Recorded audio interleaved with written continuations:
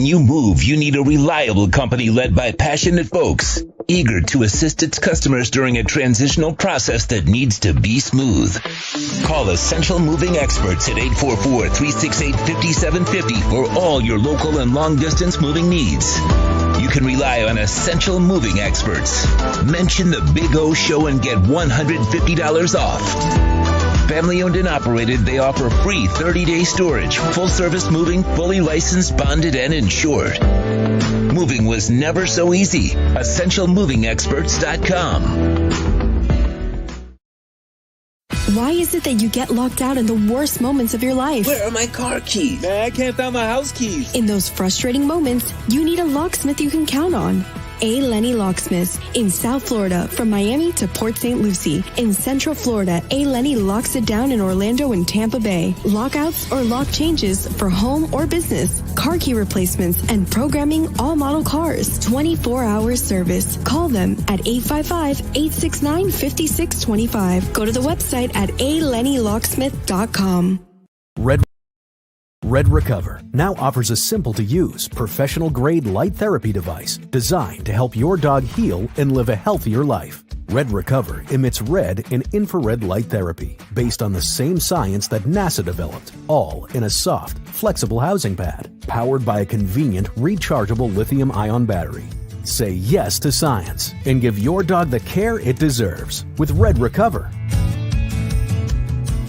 If you're a Miami sports fan, then there's only one store to go to, and that's Caneswear at Miami Fanwear in Davie. They're your one-stop shop for all your inner Miami CF, Canes, Dolphins, Panthers, and Marlins merchandise. They have hats, t-shirts, game day jerseys, and so much more. Located at 2511 South University Drive in Davie, and open 24/7 online at caneswear.com or innermiamiwear.com. Call them at 954-835-5597. Caneswear, the spot where inner Miami and all Miami sports fans shop. There's no need to drive around South Florida wasting valuable time looking for a new or certified pre-owned Acura. Go to the #1 volume sales dealership in the Southeast United States. Craig Zinn's Acura of Pembroke Pines. Purchase with pace and space in a dealership tailored to your needs. From home buying to providing that personal touch. Contact the 2020 Satisfaction Award winner Craig Zinn's Acura of Pembroke Pines. 888-776-5123. That's 888-776-5123. Or visit them at 15601 Pines Boulevard in Pembroke Pines.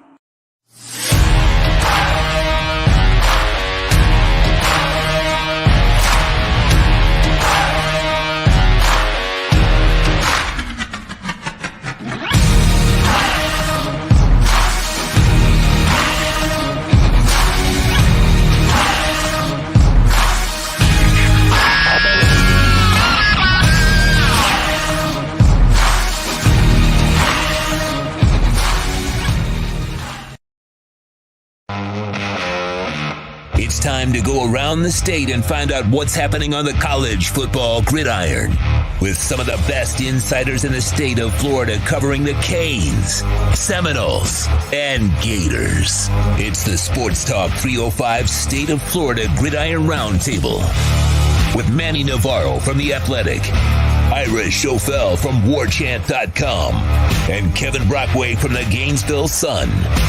Huddle up, Miami, Florida, and Florida State fans. Here's your host, Orlando Alzugari. Oh, yeah, we are ready to rock on another week here on the gridiron, on the round table. A week that, it's getting to the point, fellas, where I don't know if Manny Navarro wants to show up anymore. It's getting bad. I was going to show up with a big paper bag over my head and just 2 holes in it. And yeah, it's just like clubbing seals at this point. It's just not fun. You know what I'm saying? It's just like, wow. It's just but hang in there, Manny. There's only a couple weeks left of this pain. Get to watch my show soon, man. Huh? I get to watch my show soon, Yellowstone. I'll be able to start watching that. That'll be my new entertainment.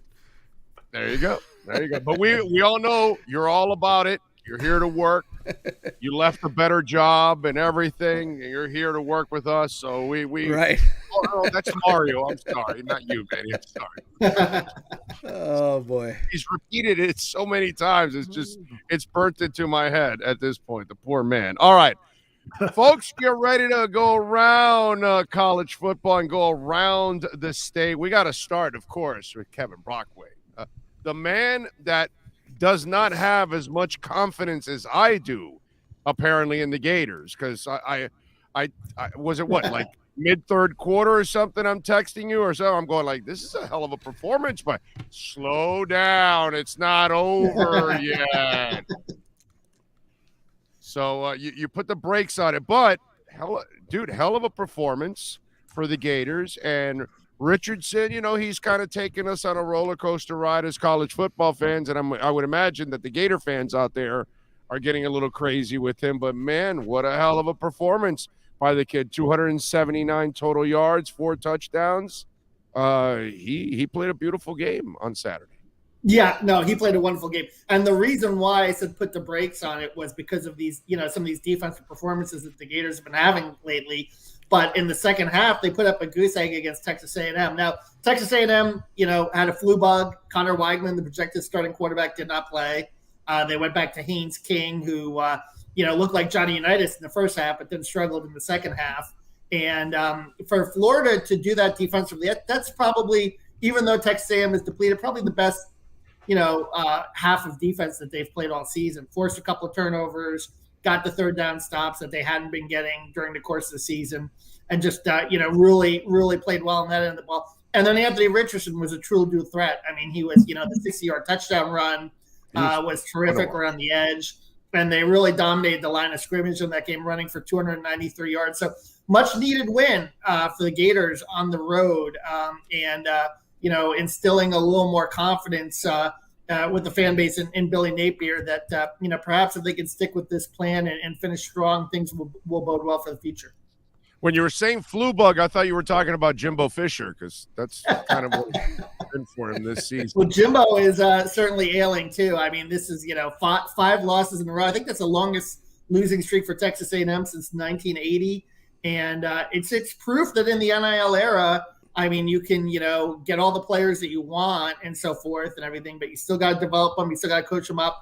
And I think, most of those guys are still relatively young over there. I mean, we saw flashes. I mean, Stewart looks like he's going to be a really good wide receiver for them.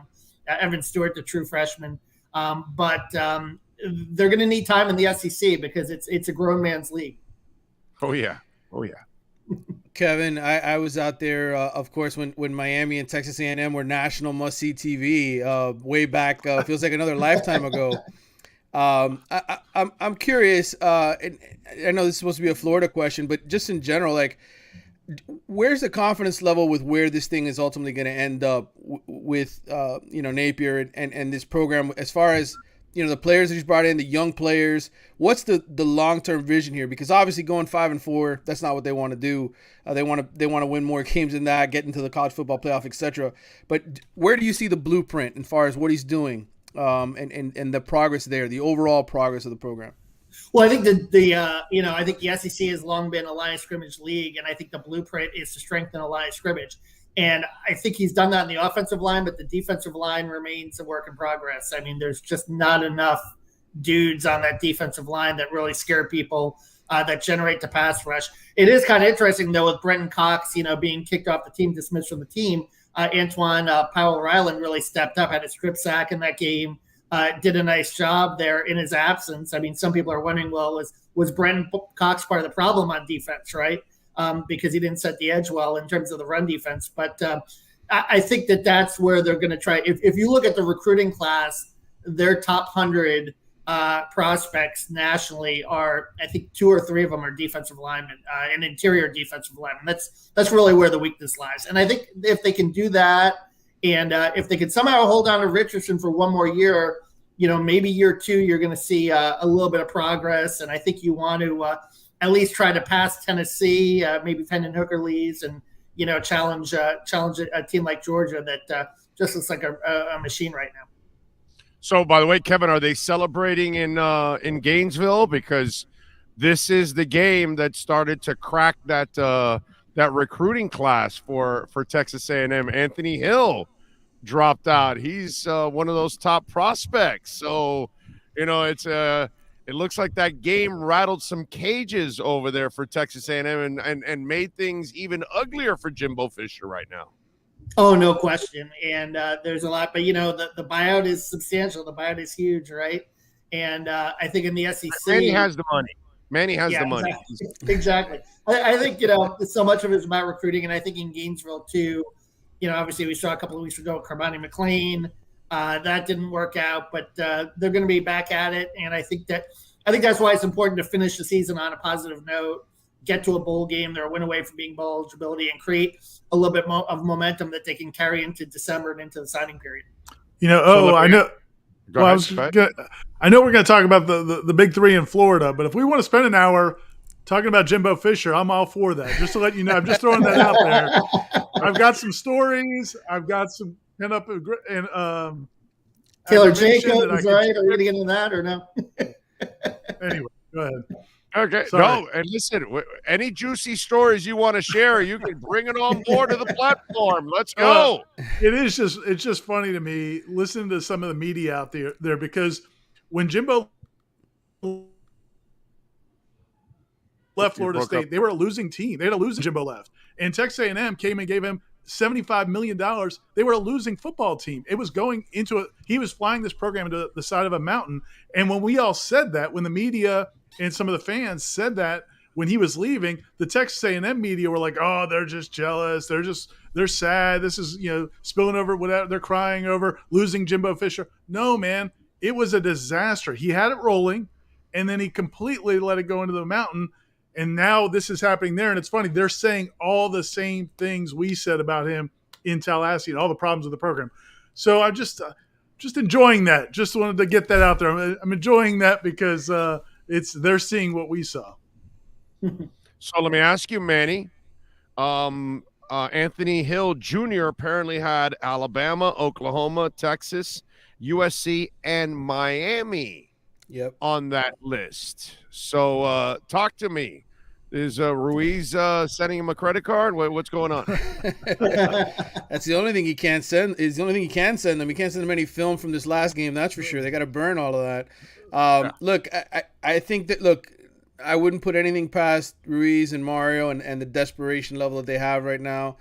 I said after the Middle Tennessee State game to some people, I thought, hey, this might be a 4-8 type season, and full desperation, 35, 40 guys, leaving off this roster during the season. It seems like we're headed that way. By the way, Kevin, one more thing about this game this past week, because you guys deserve the love with that performance, is Patrick Toney's group turning the corner a little bit? Because isn't it like 2 weeks in a row that the defense comes out kind of strong in the second half? Yeah, and I think, too, that what we saw over the weekend is those losses to LSU and Georgia didn't look too bad, right, in terms of what LSU did to Alabama and what Georgia did to Tennessee. Those are pretty two tough teams and two tough offenses, and Brian Kelly certainly has things going on there. So you got to take into account the opponent. I will say the same thing about Texas A&M, though. Big O, they were depleted. So while this was a nice second half performance, it wasn't a full performance from the defense yet. I think we'll know more South Carolina, Vanderbilt, two teams with struggling offenses if they've really kind of turned the corner in terms of developing and getting a grasp on the system. I still think they give their receivers a little too much cushion in the system, but they have forced turnovers. That's been the one positive this year. They forced 2 more against Texas A&M, and that's been a plus in their corner, is that they're pretty good in the turnover margin this year in the SEC. All right, it's your connection's a little rough there. It's been going in and out a little bit there. Let's see, Sean. I don't know. Maybe you can connect them and disconnect them. See if that changes a little bit there. Now let's move over to Tallahassee. You guys didn't play last week, right, Ira? You were vacationing in Miami or something. I thought I saw you somewhere on the beach waving at people on social media. The Seminoles didn't have to play any football last week, right? You know what? Actually, I think they had a scrimmage. But it was a scrimmage. That's what it was. That's what it was. No, yeah. Seriously, did you expect it to be this ugly? Because, wow, dude, I never saw this coming. Whoa, no, I definitely didn't. And I think that part of it, kind of what Kevin's saying there. Like you want to give Florida credit for winning a game at Texas A&M, but you also understand that was a depleted Texas A&M team. People right now are feeling really good about this win against Miami, but you watch that Miami team play, you don't know how committed they are to playing right now. You don't know how many of those guys really want to be out there right now. And so, that was kind of one of the things I was going to kind of bounce off of Manny is, I've even seen some veiled comments from, the coaching staff about, toughness. And, he made the comment, Mario made the comment about Trey Benson, Florida State's running back. And those are the kind of tough running backs, the tough players we recruited at Oregon. And am I reading too much into that? Is the coaching staff kind of throwing shade at some of these guys? And how is that going to be received, do you think? Yeah, I think 100%. I mean, Josh Gaddis pretty much spelled it out there when he was asked about, this roster and coaching down on the field. He said he went down to coach on the field from the press box because he felt like he needed to be a positive influence on the players, and it just hasn't happened. And he essentially said, look, these guys are more worried about stats, and they're not playing selfish, football. They're playing selfish football. And, that's something I've heard repeatedly from former players who've been around these guys. And again, when the Middle Tennessee State loss happened, I said, man, this looks like a 4-8 team, right? Like just the way that game ended, I said, these guys are quitting. It looks like, the difference is they fought for Manny Diaz last year. And I think a lot of that was because that was their guy, right? Manny recruited them. There's no sense that these Miami guys want to fight for Mario, at least not the ones that have been here for 4, 5, 6 years. Yeah. And that was what I was going to say. It's very similar to me. It looked a lot to me like Florida State and Mike Norvell's first season when they went down there and got run out of the stadium because those were either Willie Taggart's guys or Jimbo Fisher's guys. And so, now he's got his guys. So that was the weird thing about that game to me is, look, man, Florida State looked great, but, I don't know that they're a great team right now. If they've gotten to some higher level any more than that Miami team did. Now, of course, maybe if De'Ara King stays healthy, maybe things are different. But I feel like that's one of those that's going to look great in the record books, but I don't know if it means as much as maybe sometimes people want to think it does. It'll mean for recruiting at least, right? For sure. That's one thing. It'll definitely mean for recruiting. I'm curious about the defense. Is this defense starting to come together for FSU in terms of their level of play? I know you obviously have Verse. You got some guys there. Yeah, I think, man, Kevin was asking about the defense. I definitely think it is. I mean, the biggest thing is they did get Fabian Levitt back.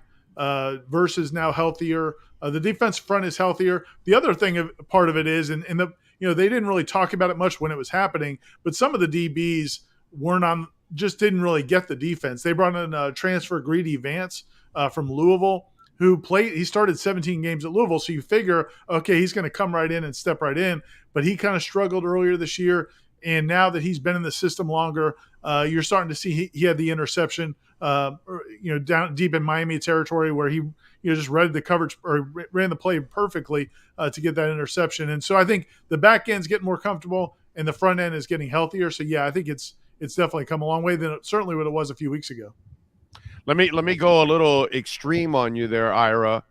This win also, I think when Mike was it big also in the fact that if you lose this game, does the shadow of Dion mean anything in that town right now? Because, he already told the news outlet that he would be dumb not to listen to offers. And it's not so much for him. He even talked about mainly for his assistant coaches. So he's going to think about that. And obviously everybody always ties Dion to FSU, as one of those things. How much does Mike Norvell have to have a strong season just to keep that shadow away from the program and from around him?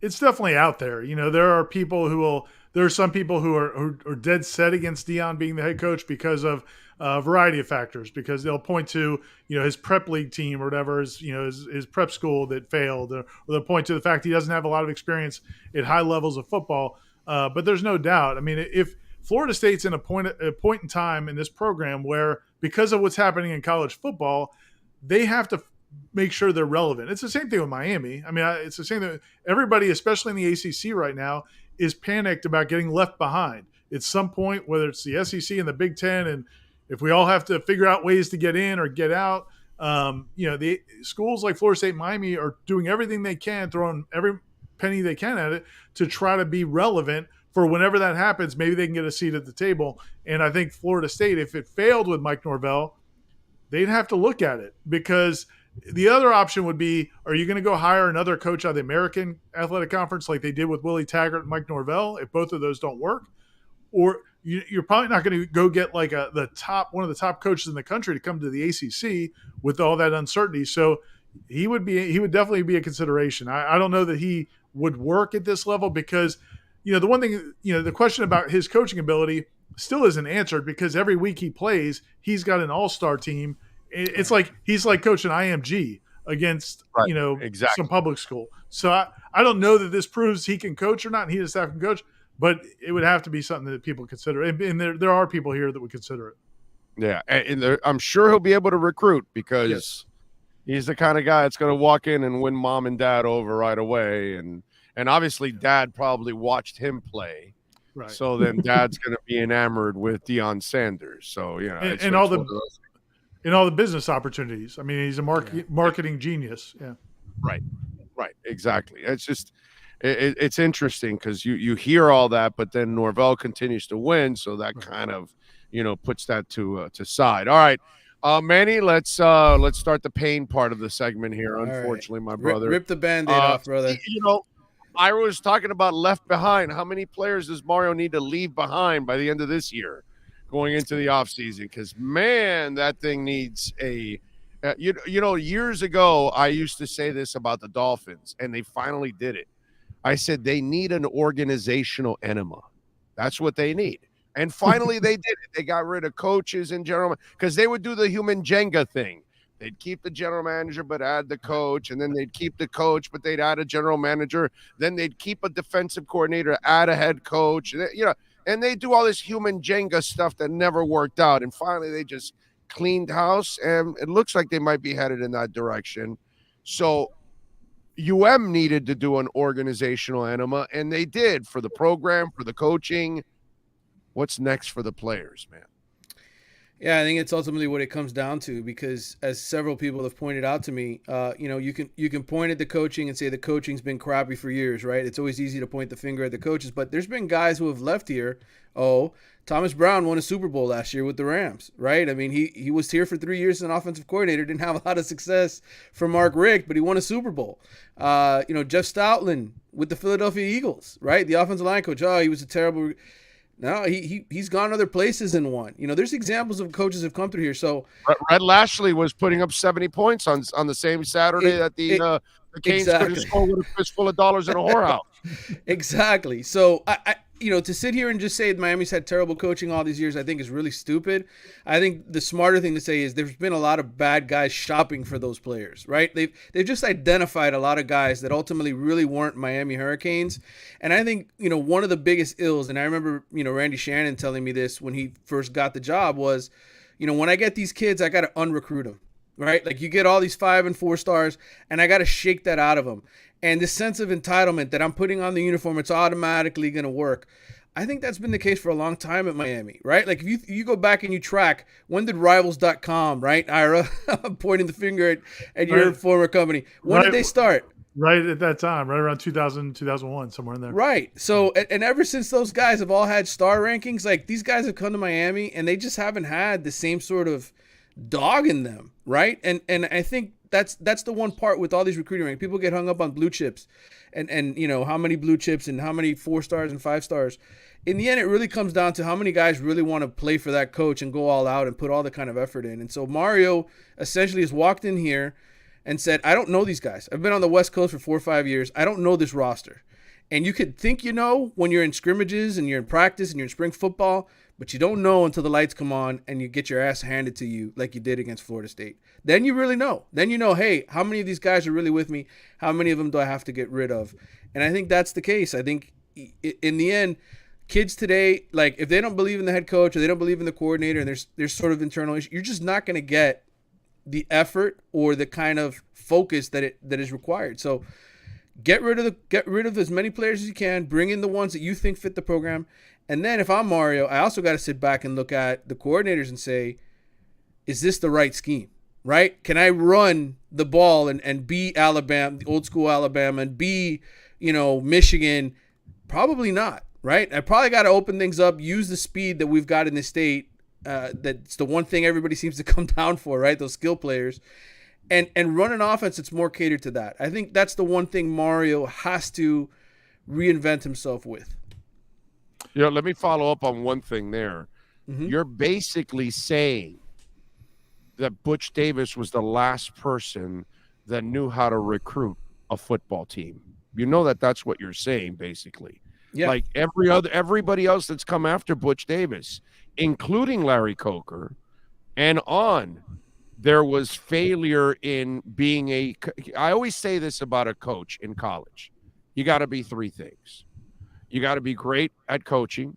You got to be great at developing, and then you've got to be a custodian of the program, that you have to maintain that level.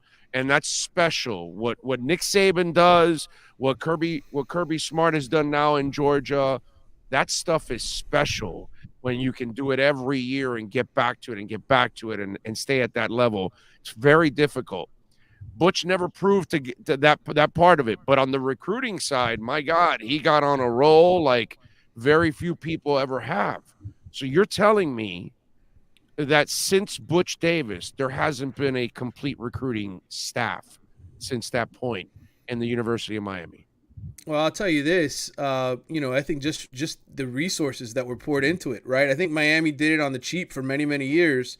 Right. And essentially Manny Diaz was, and this is where you give Manny credit, he was the one complaining to the administration. Look, I've been at other programs. They pour money into staffs and analysts and all this other stuff. You guys have to get with the time. So I think part of it is the administration's responsibility. They failed by not kind of keeping up with the Joneses.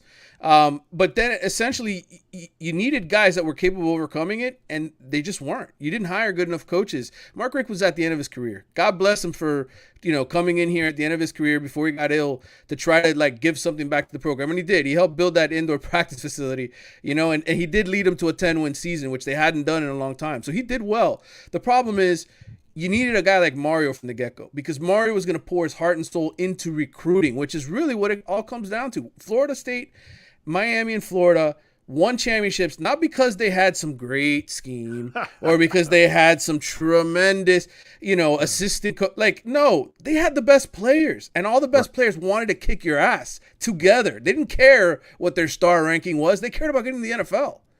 And until we get back to that point, Miami, Florida, and Florida State are going to be what they are. Yeah, but they were all good coaching staffs too, also. Right. Well, they had good leadership. There's no doubt. Bobby Bowden was phenomenal. Steve Spurrier was phenomenal, and Miami had Jimmy Johnson, some really good coaches here as well. Dennis Harrison. I mean, I noticed how you didn't throw Urban in there, because yeah.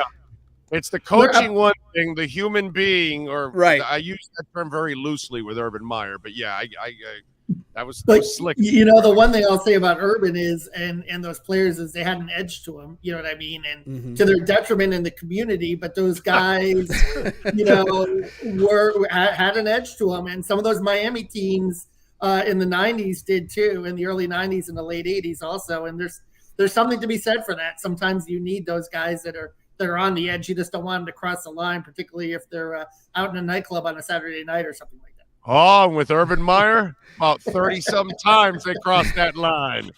Yeah, baby. Bill Bondsman loved those Urban Meyer teams. That's for damn sure. What was Chico Bales Bondsman one of their sponsors back in the day? Anyway, all right. Let's get ready for the next segment. And this Saturday, folks, Miami and Georgia Tech, it is picking right now. It's even. UM on the road, plus 100 for Miami in the money line, and Georgia Tech is minus 120 at 4 o'clock on Saturday. South Carolina visits Florida.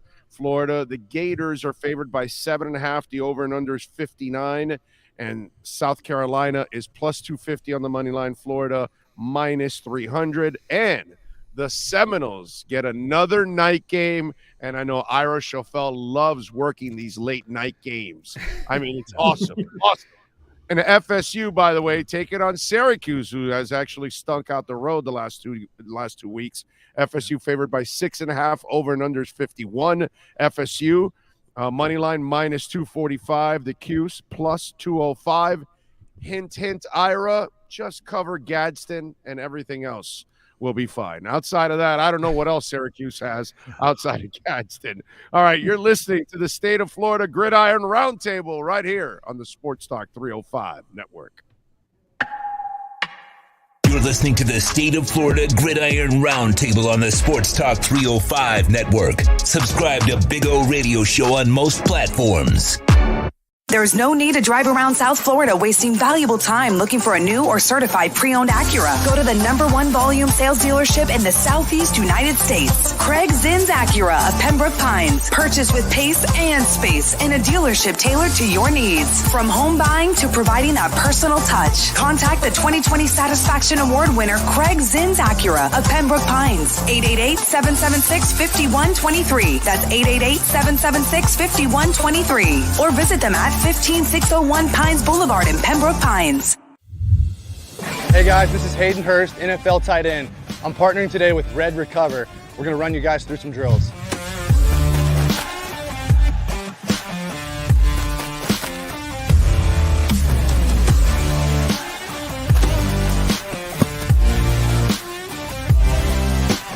I started using Red Recover last year, my 4th year in the NFL. It just helps me on Mondays after games get my recovery process started, get back into the fold of the week, and get ready for the following Sunday. And if you want to recover like me, use Red Recover.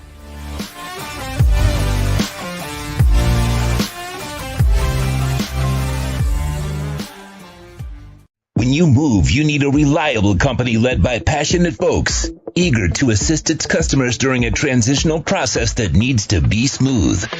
Call Essential Moving Experts at 844-368-5750 for all your local and long-distance moving needs. You can rely on Essential Moving Experts. Mention the Big O Show and get $150 off. Family owned and operated, they offer free 30-day storage, full-service moving, fully licensed, bonded, and insured. Moving was never so easy. EssentialMovingExperts.com. You're locked into the platform truly dedicated to college football around the state. This is the State of Florida Gridiron Roundtable on the Sports Talk 305 Network. All right, fellas, in this segment, you know what we like to do. We like to go around college football and talk about some of the stories and sometimes, what affects us in this state. And you guys cover 3 programs that are pretty blessed, and they've got great fan bases and obviously rich histories. And obviously their administrations are very supportive, or at least Miami is now. Florida State are always had it, but hey, welcome aboard, Miami. Thank you for supporting your own program finally. Anyway, so we watch other schools. USF just fired Jeff Scott after a 4-26 mark. He was 1-8 this year.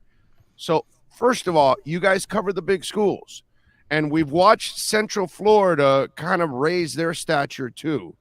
And they've been able to kind of come out of the ashes that USF and FIU and FAU and Jacksonville and those kind of schools are trying to get to. What is the challenge for those kind of schools in a state like this with the 3 monsters in place, and then now Central Florida, who's done a marvelous job of elevating their football program? To me, when I look at USF, it seems like that's a job that people have won at. Jim Lovett had them in the top 5 in the country. They came up to Florida State and they were number 2 in the country.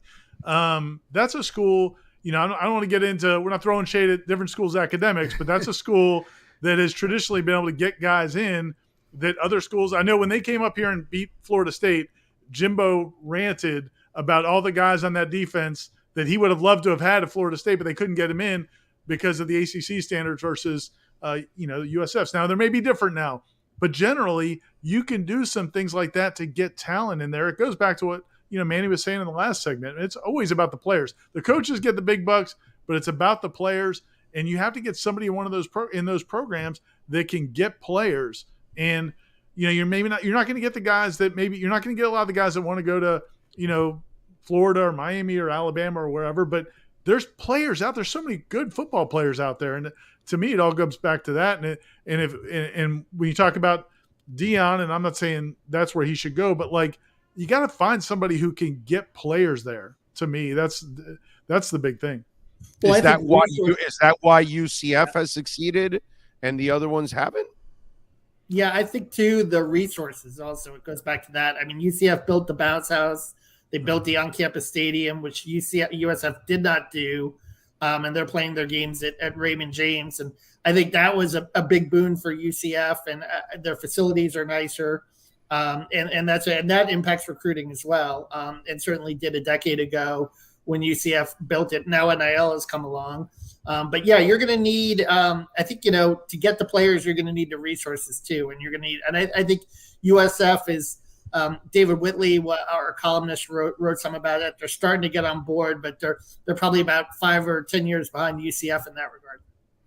Yeah, I wrote a big take out for The Athletic on USF and basically what happened, because they were number 2 in the country that one weekend, for way back when. And really it was Jim Leavitt. I mean, the whole program was him. He was recruiting at such a high level, getting so many great players. And then, of course, he runs into the incident with the player that unfortunately, ended up dying a couple years later. But, look, they just didn't hire good coaching staffs after Jim Leavitt. I know they spent money on Charlie Strong and tried to get him to sort of rehab the program, and he did temporarily. I mean, they had a little period there where they got back to winning 10, 11 games 2 years in a row, and then it just fell off a cliff again. And, I get it. Sometimes you're going to take a risk on a Clemson assistant like Jeff Scott, right? Because he comes from a great program. But the reality is, unless you really know the state of Florida and can find the gems in this state, the guys that aren't the 5 and the 4 stars that go to all the big time schools, unless you're really good at developing relationships. I've done so many stories throughout the state just on recruiting. Oh, and you don't know how many people I spoke to that said, yeah, USF does a terrible job recruiting. They don't really come to my school. They don't come talk to me. And that's the lifeblood of every program. And Jim Leavitt had a good system when he was in charge of running that program. They would get good players. High school coaches wanted to send their players to him. That died when he left. Well, you're saying, okay, so UCF does a crappy job. FIU has to borrow, like, uniforms and equipment from other schools. So, like, they're like the Salvation Army of college football. Like, hey, you're not using those jock straps. We need them. I mean, that's bad. So you nailed it, Kevin.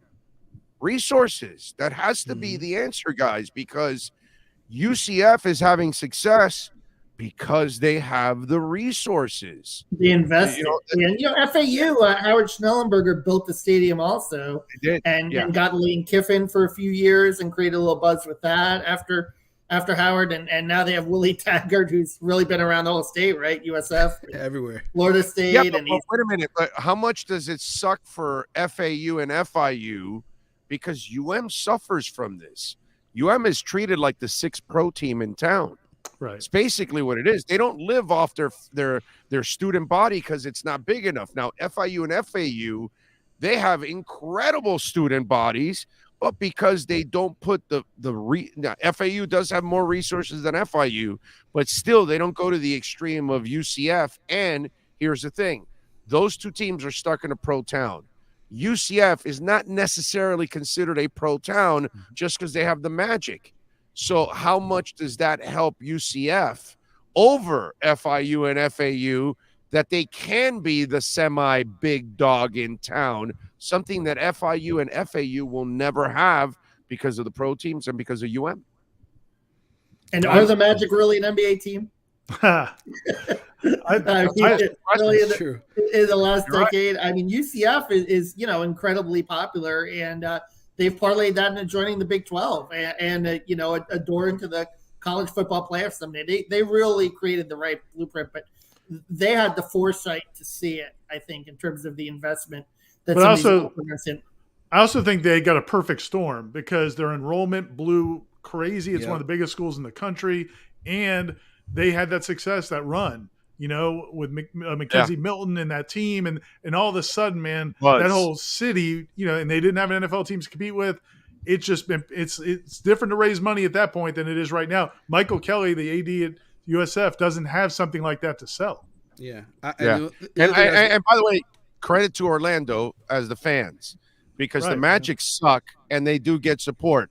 They brought in Orlando City, And that came from their USL team that was highly attended and had a monster fan base and it rolled over into the MLS team at the same time. So I got to give those Central Florida fans some love because they do go out of their way to support their own teams, whatever they do have. Central Florida soccer, basketball, and even hell, I remember when they had their Arena League going, they would even support the hell out of that thing too, the Orlando Storm.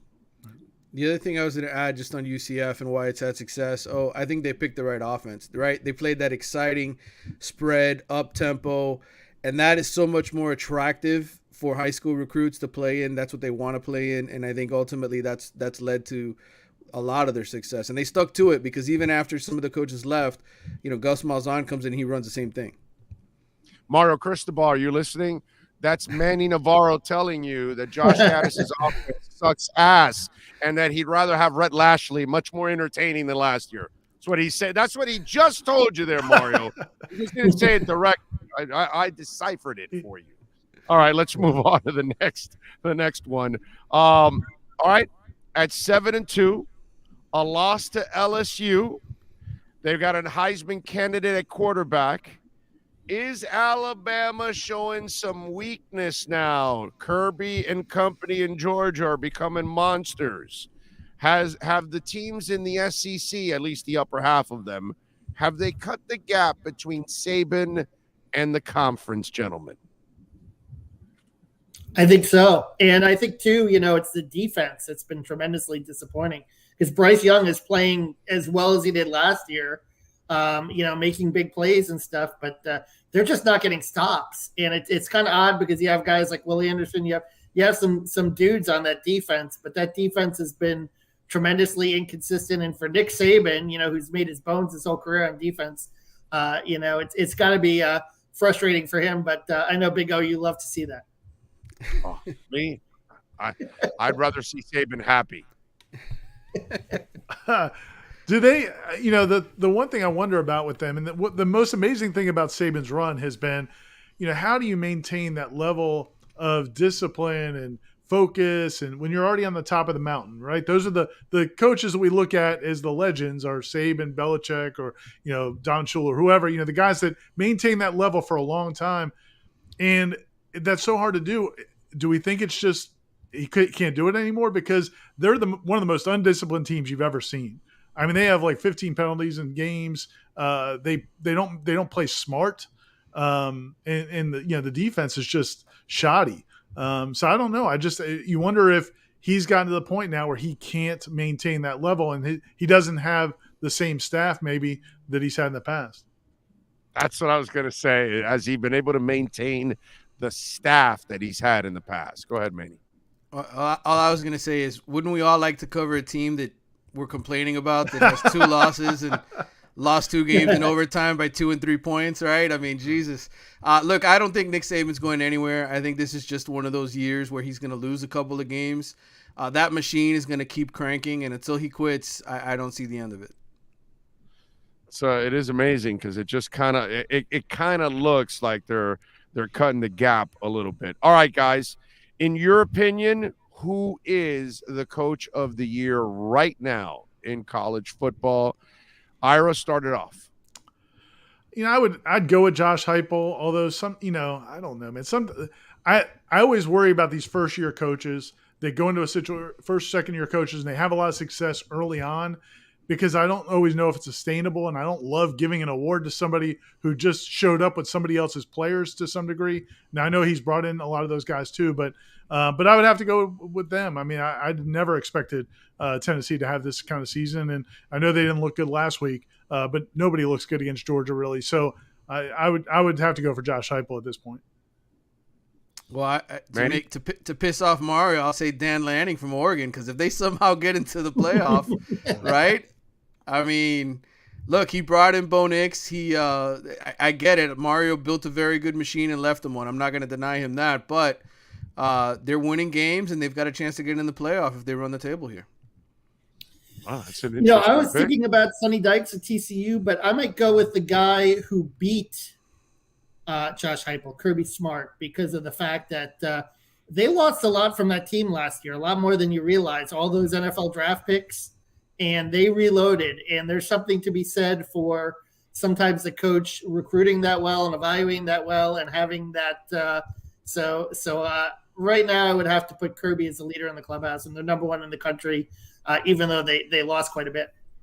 I'm not surprised that 2 SEC coaches were picked, in that list, and all 3 of them, deserve that love for Coach of the Year. They've done a great job. But man, that's a great case on Kirby, because he had, I want to say, like 13 people drafted or something like that. It's more than that, I think. And the thing is, it's ridiculous.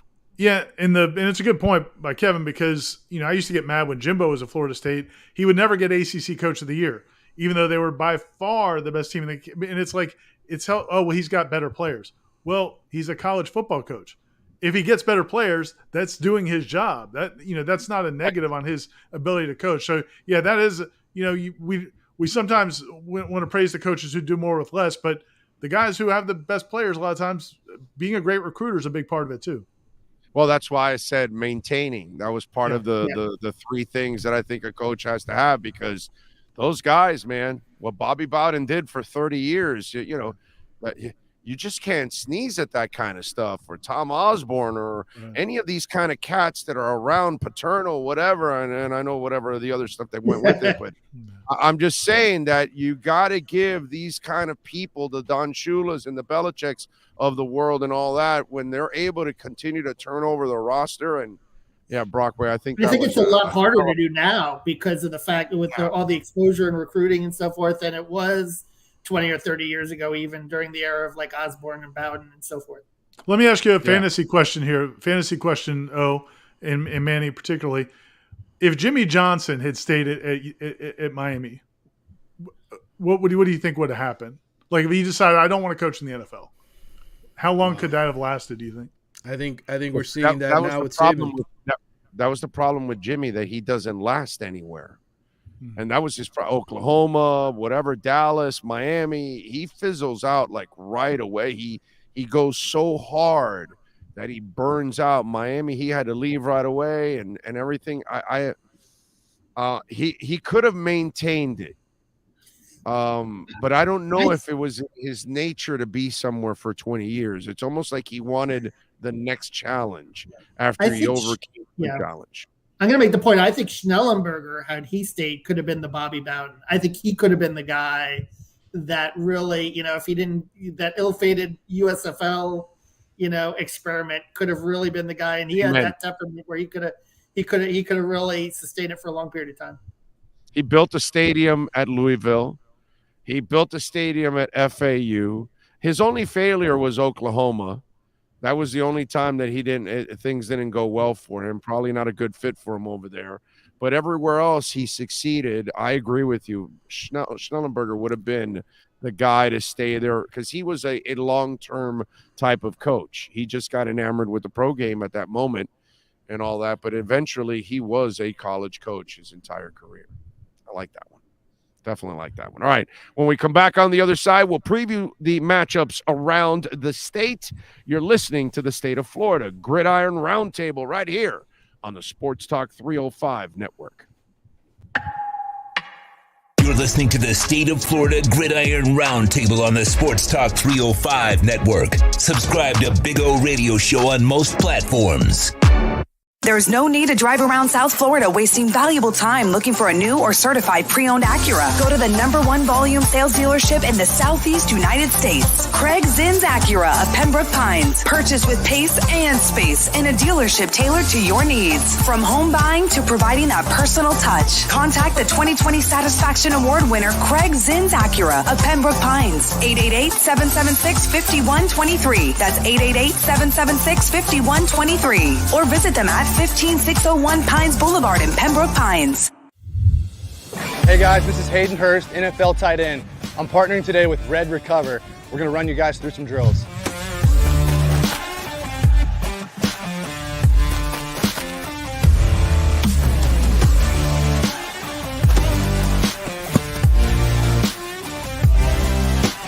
I started using Red Recover last year, my 4th year in the NFL.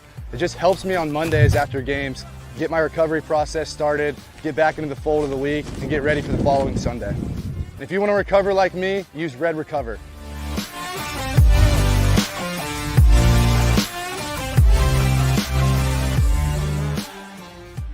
When you move, you need a reliable company led by passionate folks, eager to assist its customers during a transitional process that needs to be smooth. Call Essential Moving Experts at 844-368-5750 for all your local and long-distance moving needs. You can rely on Essential Moving Experts. Mention the Big O Show and get $150 off. Family owned and operated, they offer free 30-day storage, full-service moving, fully licensed, bonded, and insured. Moving was never so easy. EssentialMovingExperts.com. You're locked into the platform truly dedicated to college football around the state. This is the State of Florida Gridiron Roundtable on the Sportstalk305 Network. All righty, let's preview. Let's go around the state, baby, and let's start off with the Gators after that big win against Texas A&M. They take on South Carolina, favored at 7.5 points. Talk to me, my brother. What do you think about this game, Kevin? By the way, let me get this out of the way quickly first. One of my pet peeves, people that refer to South Carolina as USC. There's only one USC. It's in Los Angeles. How calls it USC? There are a lot of people in SEC country do it, Big O. I never get it. I saw one time on the crawl, I saw that Frank Martin was hired by USC. I'm thinking, oh, he's going to Los Angeles, and he went to South Carolina. I mean, this is like, you can't make this stuff up. I mean, it's kind of nuts. But anyway, they're facing the Gamecocks. Shane Beamer, Frank Beamer's son from ACC country, Beamer ball. You know, they make big plays on special teams like his dad. Spencer Rattler, you know, obviously was a hype transfer from Oklahoma. He's been up and down. Very similar numbers to Anthony Richardson, although I think Anthony Richardson is more trending upward now. Last game at the Swamp, going to be senior day. 16 seniors, Ventrell Miller, obviously, you know, kind of the heart and soul of the defense. It's certainly been inconsistent, but he has not been. He's been the one steady rock there. I think they're going to play emotional. Surprisingly, it's a sellout, too, for a 4:00 Saturday game. Really, really shocked by that. But perhaps, you know, some positive momentum from Texas A&M. I think they're going to pull it out. Close game, 24-20. So the Florida fans have been staying away, is what you're saying? They're not packing in the Swamp like they normally do? Well, you know, I just kind of thought the way the season was going, and, you know, you went to the Florida-Georgia game, for example, and you saw, you know, a few red seats in the orange section, you know, so to speak, guys selling away their tickets on eBay. And, you know, I just kind of thought that maybe, or StubHub, excuse me. And I kind of thought maybe people were, you know, getting off the bandwagon a little bit. But you know, these Florida fans, I'll give them credit. They've stuck by it. I think they understand it's Napier's first year. It's kind of a building situation. And maybe that Texas A&M win kind of reinvigorated some interest around town. I know that when we talk about these three programs, you know, the fan bases can get a little snobbish because they've all had so much success. So do they, like right now, like I'm a Canes fan, and no matter how crappy the bowl game would be, I would like to see them at least, you know, get a bowl game. The coaches get some extra practices. I get to see the Canes play one more game, but it doesn't look like it right now. And my Canes are actually going to win 2 out of the next 3. So I'm wondering, do Gator fans appreciate that Napier's already done enough to make a bowl game? To me, I think that's actually a pretty cool thing. Yeah, well, you know, they need one more, but it could be South Carolina, it could be Vanderbilt. It probably will be one of the two, if not both. But I think, you know, you'd like to see them, you know, take some momentum into that Florida State game and win both of them. And then, you know, let the chips fall where it may at that rivalry game at the end of the year. That would make it certainly spicier and a little more interesting. But, you know, if they could get to like the Gator Bowl, which is close by in Jacksonville, I think 7 wins would probably do that. And fans would be pretty happy because it'd be a short drive. Yeah, man. I think if you're a Gators fan, the guy just took over, and it looks like you might make a bowl game. I think you will make a bowl game. I think you should be happy, you know, overall with that one. You're obviously picking Florida to win, right? Vegas has got them favored by 7.5. Yeah, you know, South Carolina might cover. It could be a close game because you never know from week to week with this team. But I think I was saying 24-20. somewhere in that range. I think Florida's going to play. South Carolina, they can play good defense at times. They shut down Kentucky. So I don't think this is necessarily going to be a cakewalk for Florida's offense. But I do know that South Carolina's has some issues also turning the ball over and moving the ball with Rattler. Their offense has been inconsistent. And maybe Florida's defense, like we said under Patrick Toney, is starting to figure some things out a little bit. All right, let's see. Saturday at 8 o'clock, FSU is taking on Syracuse, and the Cuse has now lost 2 in a row, taking big shots to their terrific run so far this year. FSU's favored by 6.5. Before I get into the game, I read where there were some scholarship offers out there, Mr. Schofel. A JUCO tight end named Derek Hunter, Tampa Catholic wide receiver Terrence Moore, and Clearwater Central Catholic QB Jershawn Newton. Tell us about those cats. What do you know about those cats? Not a ton, but I do know that they still have to shore up this recruiting class. I mean, they're of the 3 schools in the state, they're the furthest behind. They're 17 in the state in the On3's rankings. I know at least. I think Florida and Miami are both in the top 10, and they've got 15 commitments. So they're in pretty good shape, but they are, they kind of took the approach of evaluating some more guys in the season and then putting out some offers later in the process. So we'll see. But yeah, they're kind of in this place right now. They've had so much success in the transfer portal, but they know that they can't do that every year. So they're trying to find that balance between how many high school guys and JUCO guys are going to get versus portal guys. The Newton guy, is he related to another Newton on the team or something like that?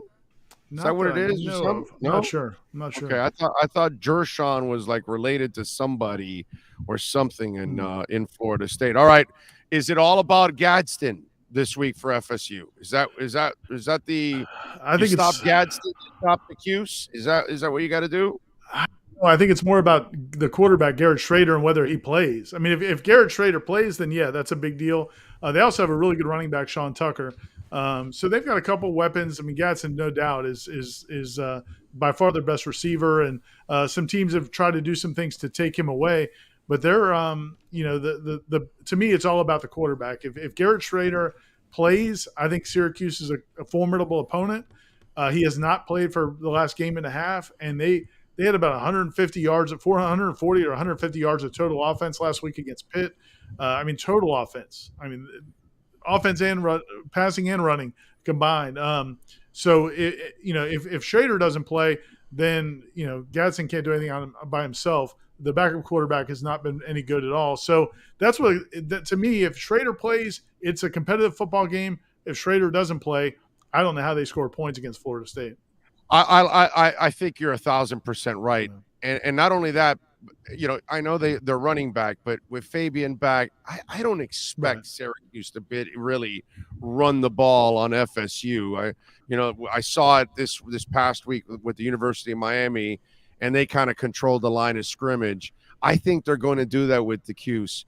If the Cuse, gets their QB back, to me, that's really the way they beat you. And how do you feel about the overall secondary for FSU? Yeah, and the thing about the run, one of the things that would help their running game, though, is that Schrader can run. He's one of those guys. He's not an electric runner like Malik Cunningham or somebody like that, but he's a kind of big physical guy that can he'll get he'll run on 3rd and 6 for 8 yards and just kind of keep drives going.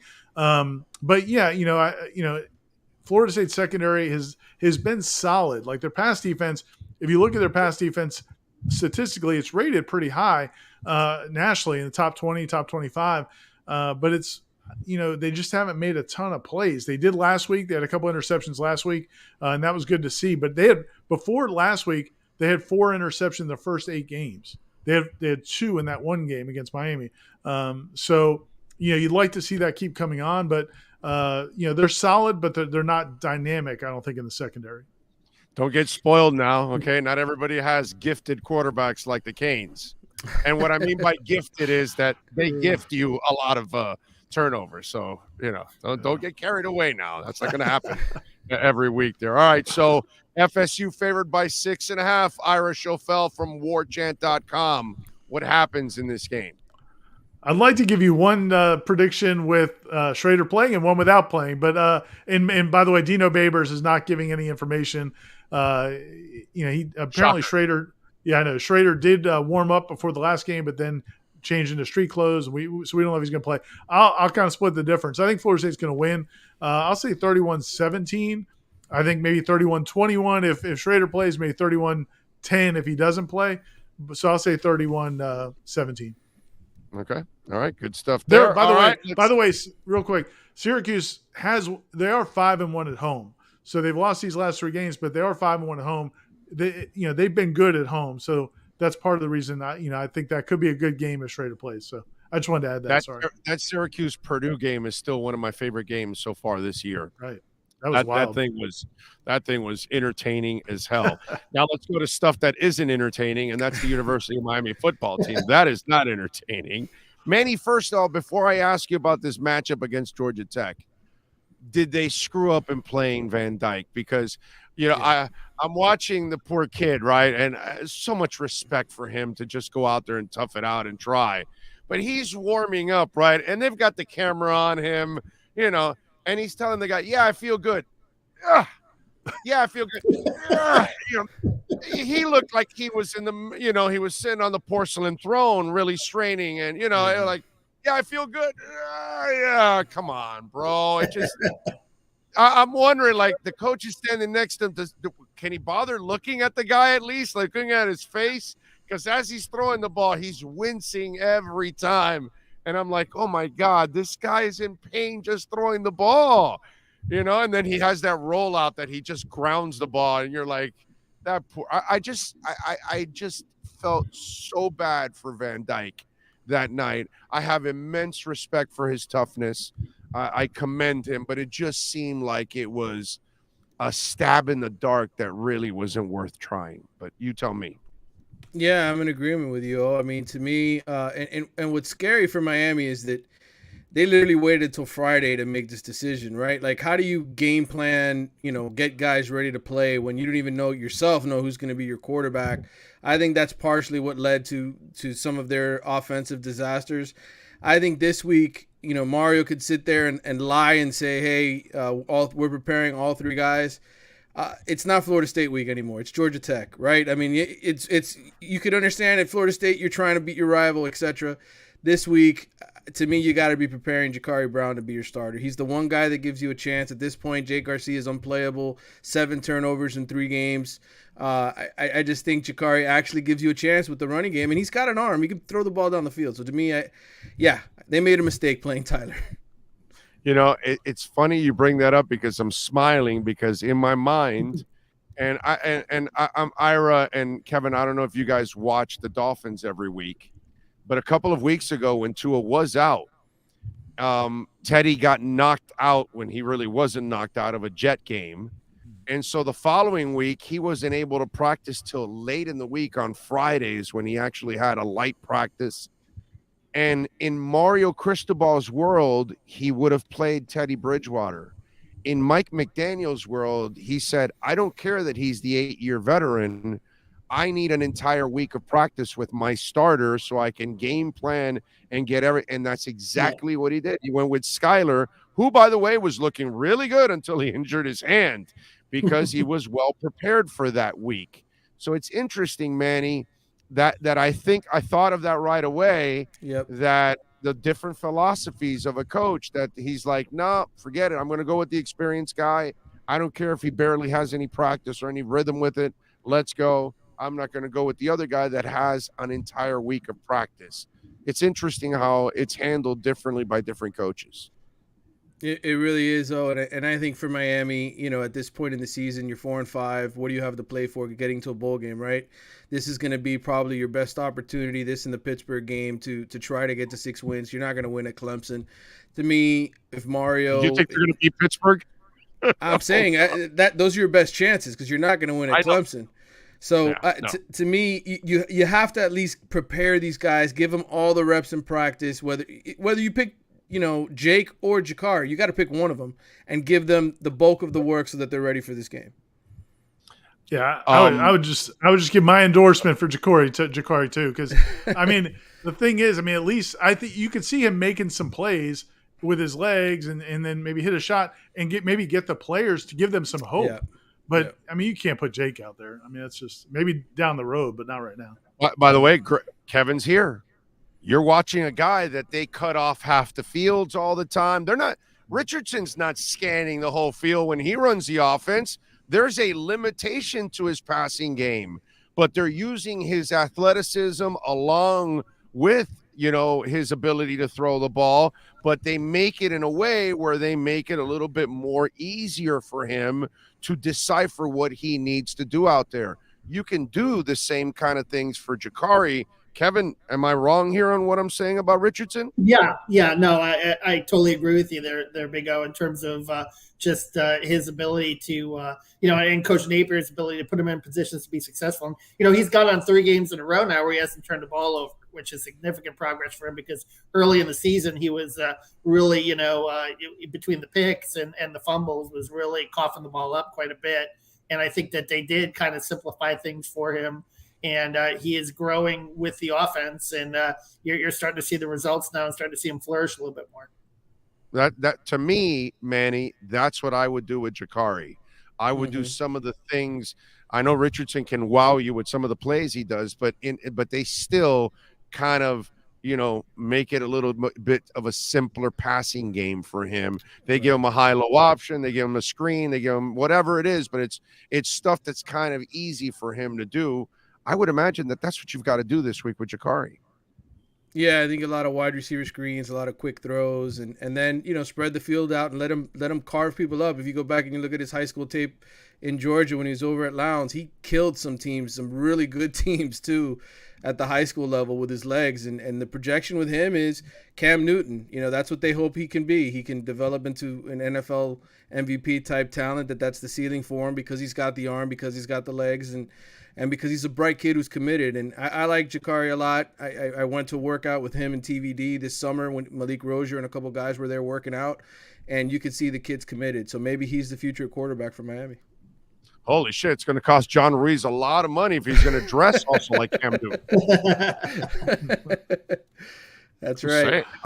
Give me the prediction. Miami at Georgia Tech. Do they win? Drum roll, please. Tough game to pick, considering that Georgia Tech could have a true freshman quarterback as well. Their kid just came off a road win, led Virginia Tech to a comeback, led Georgia Tech to a comeback win at Virginia Tech.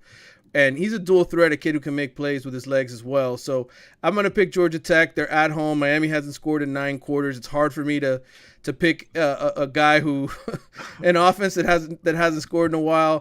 I think it'll be close, though. I think Georgia Tech beats them by a touchdown to something like 20-13. Let's hope so. Hang in there, Canes fans. I hope Manny's not doing the marketing for whatever TV channel is airing that game. I'm not. That is awesome. All right, we got to thank Sean Stanley, of course, the man that masters the entire platform, getting it done for us. On behalf of Irish O'Fell from warchant.com, Kevin Brockway from the Gainesville Sun, and Manny Navarro from The Athletic, I am Orlando Alzagari. Thank you for listening to the State of Florida Gridiron Roundtable right here on the Sports Talk 305 Network. You've been listening to the State of Florida Gridiron Roundtable on the Sports Talk 305 Network. This program is mastered by Sean Stanley and Chad Show. Make sure to subscribe to the Big O Radio Show on all platforms. Thank you for supporting us.